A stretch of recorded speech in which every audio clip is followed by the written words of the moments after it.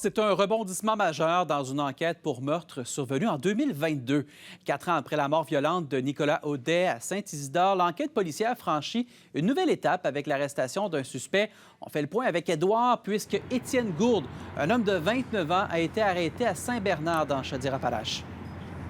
Oui, il a comparu également cet après-midi au Palais de justice de Québec, fait face à des accusations actuellement de voies de fait graves, là, de meurtre au premier degré qui pèsent contre lui selon le plus récent mandat d'arrestation. Je nous ramène le 14 février 2022.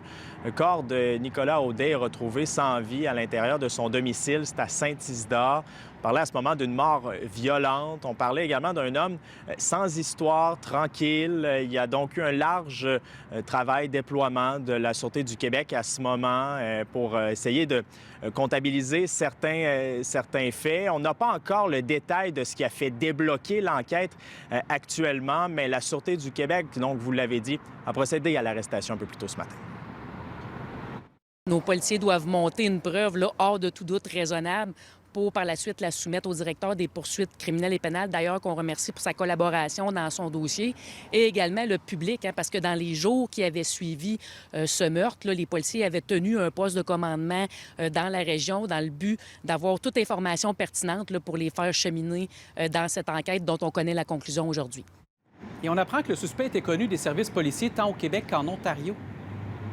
Oui, quelques semaines après cet événement de février, il était retrouvé en Ontario. Il avait avec lui une femme de 32 ans, un jeune de 18 mois, après un signalement de la DPJ. Ensuite, en 2023, avis de recherche de la Sûreté du Québec dans un dossier de violence conjugale pour voie de fait et menaces.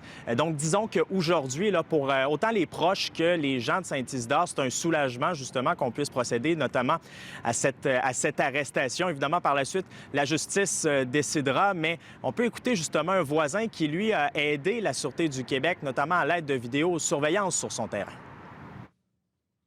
C'est une histoire triste, ça. Un père de famille comme ça, lui, là, il est là, qui attend rien, il attend rien du bonheur, puis il se fait assassiner comme ça, froidement, par quelqu'un qu'il déteste à mourir. Hein. Étienne Gourde demeure détenu. Il passera de nouveau devant la cour le 22 prochain. Merci, Édouard.